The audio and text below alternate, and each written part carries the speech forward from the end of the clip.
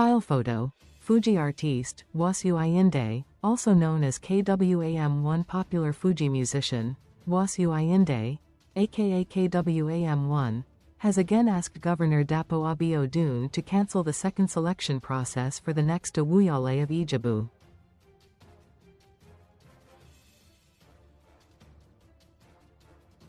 Ayinde, in a letter written to Abiodun by his lawyer, Wahab Shittu, and dated January 14, said the cancellation would prevent the process from becoming a fertile ground for protracted litigation.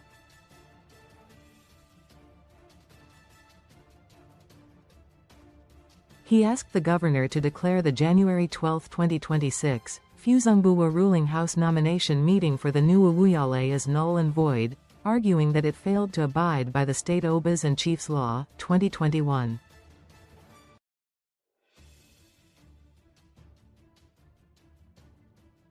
Ayinde had earlier approached the state high court, sitting at Ijebu Ode, seeking an interim injunction stopping the governor and 6 others from going ahead with the selection process.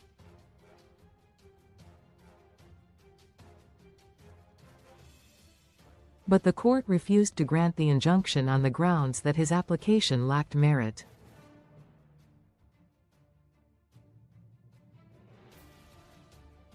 The Fuji musician, through his lawyer, later withdrew the suit, though no tangible reason was offered.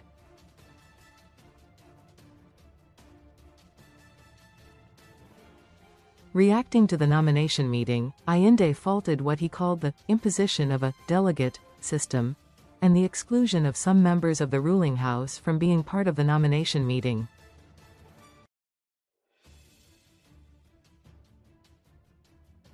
He stated that the alleged exclusion constituted an arbitrary and ultra-vires exercise of authority, undermining the statutory duties of the ruling house to conduct an open and transparent nomination.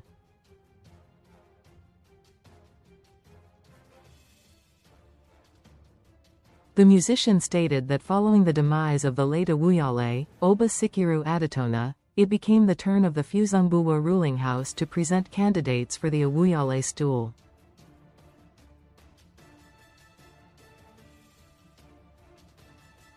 He disclosed that the Secretary of Ijebu Ode Local Government, by a letter referenced 10 LJ 584, 11/34 and dated January 6, 2026, told members of the Fusengbuwa Ruling House to convene a statutory meeting for the nomination of candidates.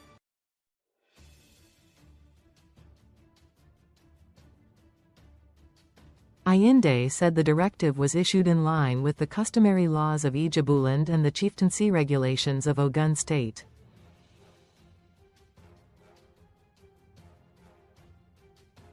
He added, however, on January 12, 2026, at Bisrod Hotel, Ijebu Ode, at the designated venue for the nomination exercise, our client and numerous other eligible members of the Fusengbuwa Ruling House were deliberately excluded and prevented from entering.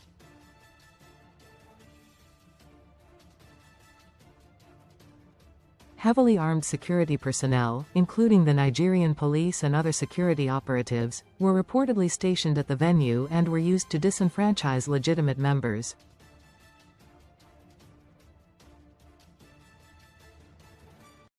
Entry to the meeting was restricted by the issuance of special entry cards, purportedly to delegates selected by a faction within the ruling house.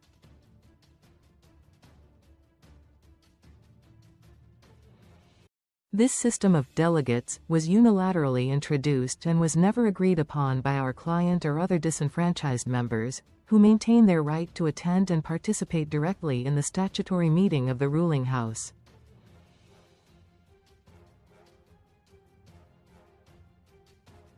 This deliberate obstruction prevented our client and others from exercising their fundamental right to participate in the nomination process for the Awujale stool.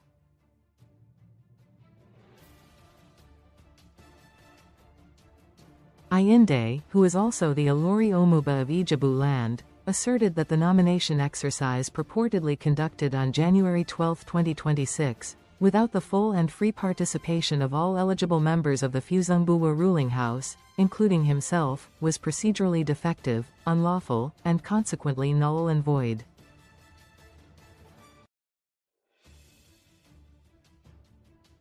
He added that, in the overriding interest of justice, peace, and the preservation of the sanctity of traditional institutions, the musician urged Gov.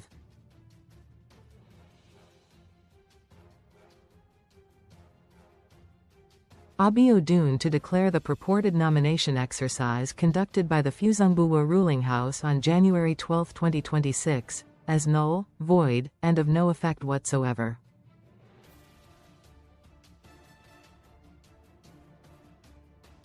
Ayinde urged the governor to order a fresh nomination process which will be transparent, inclusive, and fair.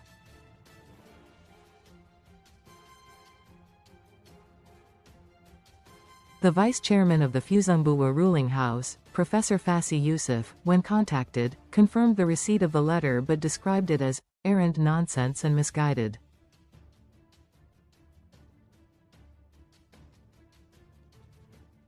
He said the letter was of no consequence to the ongoing selection process.